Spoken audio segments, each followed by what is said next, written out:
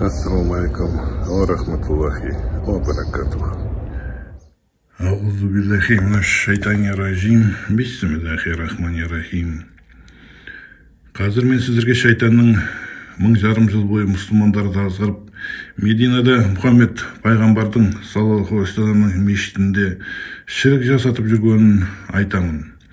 Шыдамдылық танытып соңына дейін тыңдаңыздар. Құранда Аллах шіріктен басқа күнәлардың бәрін кешірем деп уәде берген. 1000 жарым жыл ішінде алғаш рет бұл туралы исламның ұлы ғалымдары емес, мен ғана айтып отырмын. Кімге сену керектігін жақсы ойланыңыздар. Шайтанның жалған хадистеріне ме, немесе Құранға ма? Сіз үшін не жоғары? Шайтанның өтірігі ме, немесе Алланың сөздері ме? Видео лекциямның текстін менің веб-сайтымнан оқи аласыздар. Адресі islam.kz.kz. 2022 жылдың қаңтар айының соңында мен туристік агенттікпен бірге умра жасадым. Турфирма өкілдері менің бас тартқаныма қарамастан барлығымен бірге Әл-Раут Әл-Шарифке бару үшін Мұхаммед пайғамбардың мешітіне саллаллаху алейхи вассаламның бірнеше рет шақырды. Бұл минбар мен Мұхаммед пайғамбардың саллаллаху алейхи вассаламның қабірі арасындағы алақандай жердің атауы, және бұл жерді жұмақтың бақтарының бірі деп есептейді елдің бәрі. Кейбір дінші ғалымдар мұнда жасалған дұға мен намаздарды Аллах әрқашан қабылдайды деп санайды. Басқа дінші ғалымдар ақиратта осы жерде ғибадат ету жұмаққа апарады деп есептейді. Кейбір дінші ғалымдар ақиратта бұл жер жұмақтағы орындардың бірі болады деп санайды. Ал өте надан дінші ғалымдар бұл жерде оқылған намаз жұмақта оқылған намазбен бірдей деп санайды. Қысқасы, шайтан өте жақсы жұмыс істеп, ақылсыз дінші ғалымдарға осы тақырыпта көптеген варианттар берген екен.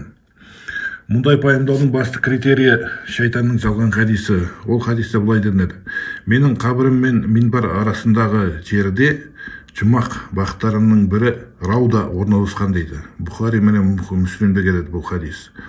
Көз тірісінде Мұхаммед пайғамбар саллаллаху алейхи вассалам өзін қайда жерлеуді ешкімге айтпаған. Егер мұсылмандардың ортақ зиратына жерленсе, ол қарсы болмас еді.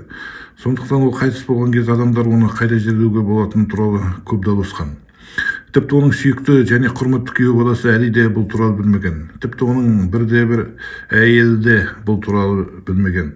Басқаны айтпағанда тіпті Айша да білмеген. Сондықтан Мұхаммед пайғамбар саллаллаху алейхи вассалам өтірік хадистегі сөздерді айта алмаған.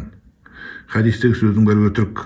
Пайғамбарымыз саллаллаху алейхи вассалам қайтыс болғанға дейін өзі қайтыс болған жағдайда ұжымдық жаназа намазын имамның басқаруына тыйым салған. Бірақ өзін қайда жерлеуді айтпаған. Себебі оның өзі қайда және қалай жерленетінін білмеді. Мұсылмандардың қабіріне жерлеу деп ойлаған болар. Тек Әбу Бәкір пайғамбарымыздың саллаллаху алейхи вассаламның қайтыс болған жерінде жерленетінін естігенін айтқан. Тек Әбу Бәкір Мұхаммед пайғамбардың емес, жай ғана естірім дейді. Пайғамбары қай жерде қайтыс болады, сол жерде жерленеді деп естірім деп айтқан. Сондықтан Мұхаммед пайғамбарымыз саллаллаху алейхи вассалам қай жерде қайтыс болды, сол жерде жерлеген. Сондай-ақ бұл әлемдегі алақандай жердің бір бөлігін жұмақ бағымен салыстыруға болмайтынын ұмытпаңыздар. Сондай-ақ басқа да өтірік хадистер бар. Олардың бірінде менің өлімімнен кейін маған келген тірі кезімде келген адам ретінде есептеледі дейді. Ат-Табранидің хадисінде жинаған. Бұл шайтанның сандырағы. Қайтыс болғаннан кейін тірі адам мен оның қабіріне бару мүлдем басқа нәрсе. Егер бұл тіпті шындық болған күннің өзінде, онда сіз бұл үшін Алладан ешқандай сыйақы ала алмайсыз, сауап ала алмайсыз. Тағы бір өтірік хадисте: адам менің қабірімде тұрып маған бата бергенде, мен оны естимін. Ал басқа жерде маған салауатты кім айтады, оның қажеттілігі болашақта орындалады. Және қиямет күні мен оның куәгері және шапағатшысы боламын дейді Байхақидің жинағында. Сондай-ақ үшінші хадис бар, онда оған адамдардың салауатын жеткізіп тұратын арнайы періштелер бар делінген. Бұл хадистерде шайтаннан шыққан.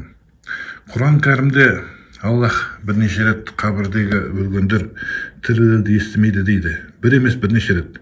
Міне бір аят: тірі мен өлі тең емес, шынында да Аллах қалаған адамға есту қабілетін береді. Және қабірдегі өлгендерге тірі адамдардың сөзін естіте алмайсың дейді. 35-ші сүренің 22-ші аятында. Басқа хадистерді еске алып қажеті жоқ, олардың бәрі де шайтаннан. Оларды еске түсірмес бұрын ең бастысы өтірік хадистерге емес, тек Құранға ғана сену керек екенін ұмытпаңыздар. Құранда Алла тағала пайғамбарлар мен елшілерден басқалары деген жоқ. Барлық өлгендер естімейді дейді. Ал енді пайғамбарлардың өздері де жай адамдар болған есе ұмытпаңыздар. Содан кейін миыңызды қосып өзіңіз ойлаңыз. Жер бетінде әртүрлі уақыт белдеулерінде тұратын миллиардтаған мұсылмандар бар. Егер олардың барлығы салауатты оқып, пайғамбарымызға саллаллаху алейхи вассаламға сәлем берсе, онда ақыр заманға дейін оның қабірінде қандай бардак болар еді. Ол ұйықтамай күн сайын періштелерден миллиардтаған салауатты тыңдап, салауат айтқандардың есімін жаттап жатады ма сонда? Пайғамбарлар мен елшілер де қарапайым адамдар екенін ұмытпаңыз. Олар да барзақ әлемінде ұйықтайды, басқа өлгендермен бірге.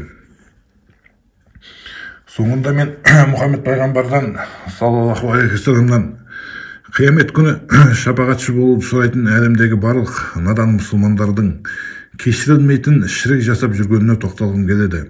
Олар жаратушыдан емес, өзгелерді айтпағанда өзіне көмектесе алмайтын жаратылған адамнан көмек сұрайды.